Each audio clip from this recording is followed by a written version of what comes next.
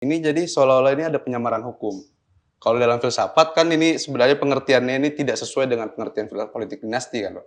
Ini tetap ada penyamaran tentang ini masih Artinya melewati instrumen diselundupkan sedemikian rupa ya, ya, masih melewati dibungkus. instrumen hukum, masih melewati instrumen demokrasi sehingga ada suara itu yang membenarkan pikiran mereka gitu. Dinasti itu karena by election. Iya.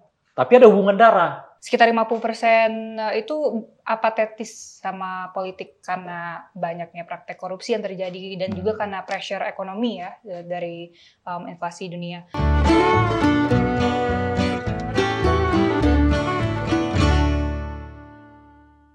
Oke, kita kembali lagi dalam Kuasa Rakyat di Forum Keadilan TV.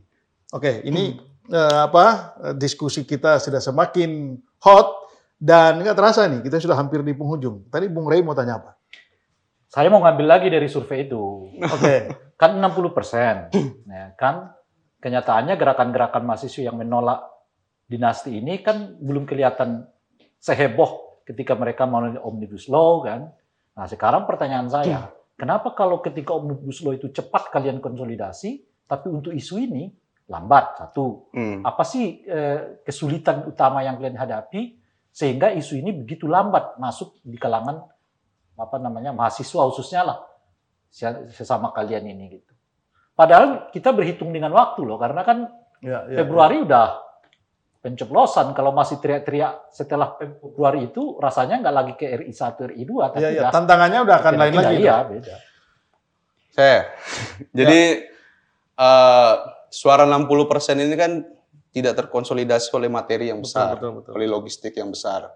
Jadi memang untuk membangun kekuatan itu memang kita step by step. Saya mau bicara pengalamanmu sendiri berhadapan dengan mahasiswa yang katakanlah kesulitan untuk memahami dinasti itu apa? Apa sih sebetulnya masalahnya? Mereka kesulitan memahami dinasti atau bagi mereka dinasti itu tidak ada masalah atau apa ini? Ya tentu karena itu tadi, Pak. Kita kan udah ngulang tadi. Ini jadi seolah-olah ini ada penyamaran hukum. Kalau dalam filsafat kan ini sebenarnya pengertiannya ini tidak sesuai dengan pengertian politik dinasti kan, Pak. Ini tetap ada penyamaran tentang ini masih melewati instrumen sedemikian rupa ya, masih melewati instrumen hukum, masih melewati instrumen demokrasi sehingga ada suara itu yang membenarkan pikiran mereka gitu.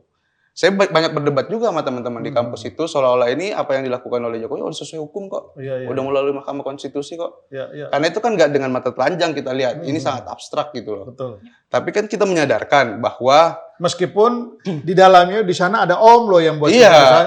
Dan kan MK juga udah mengeluarkan ini pelanggaran etik berat. Nah, itu sebabnya ya ini perdebatan di kampus kan kita selalu lakukan gitu. Jadi pelan-pelan kita memang bangun kekuatan tentang itu. Jadi kalau misalnya dikatakan, apa sih, kenapa dia nggak bisa nangkep ini politik dinasti? Ya memang secara harfiah emang bukan politik dinasti kan, Pak? Secara harfiah ya, secara... Ya itu politik dinasti. Secara politik dinasti kan secara pengertian itu darah turun ke darah kan? Iya. Kekuasaan yang dipindahkan darah ke darah. Ini kan mau lewat election.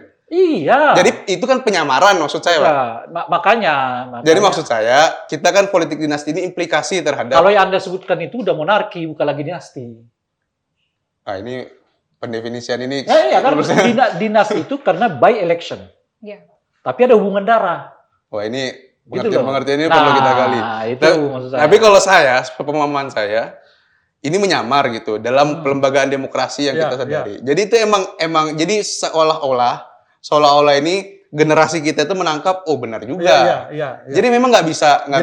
Itu tingkat kesulitan yang mereka alami. Iya. Dan itu menjadi tantangan anak-anak sekarang. Tapi bagaimana Aida melihat? Saya melihat mau secara harfiah politik dinasti atau cuma penyamaran secara... Ya, tadi pertanyaan Bung Rey tadi kenapa gerakan mahasiswa itu begini loh, Pak, kita runtut pertanyaannya. Kalau ditanyakan kepada mereka, kamu senang nggak dinasti? 60% mengatakan nggak suka dinasti. Ya. Tapi begitu dikasih contohnya, mereka mengatakan ini bukan dinasti. Kan kira-kira gitu. Ya. Kesulitan pertama memang banyak anak muda sekarang kalau misalnya kita lihat dari survei dari Kompas ya, sekitar 50% itu apatetis sama politik karena banyaknya praktek korupsi yang terjadi dan juga karena pressure ekonomi ya dari inflasi dunia.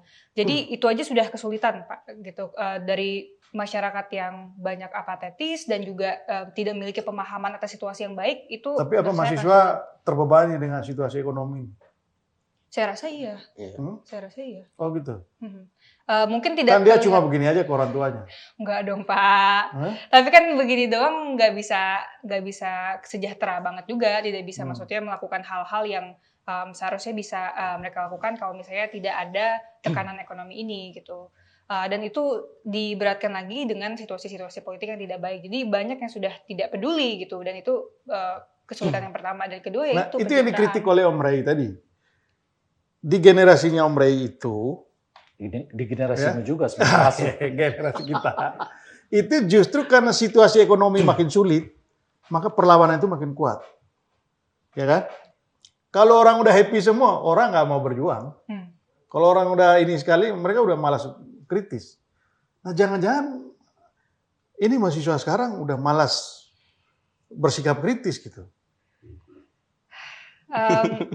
Jangan-jangan narik nafas panjang.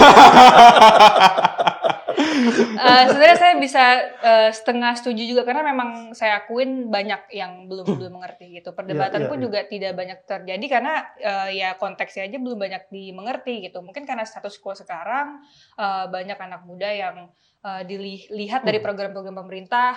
Oh ini buktinya masih jalan kok kalau misalnya kita memilih pasangan yang mewakilkan dinasti politik ini akan terus terjadi gitu. Ini akan terus berjalan program-program yang sekarang ini kita nikmati segala macam gitu. Jadi tidak mengerti implikasi lebih panjangnya lagi gitu. Nah, jadi itu menurut saya mengapa banyak yang belum turun secara masif karena memang efek secara ekonomi, secara infrastruktur misalnya itu belum terlihat banget dari sekarang. Oke, kita akan lanjutkan diskusi kita ini. Kenapa tidak masif dan kapan masifnya? Kita akan lanjutkan setelah yang satu ini.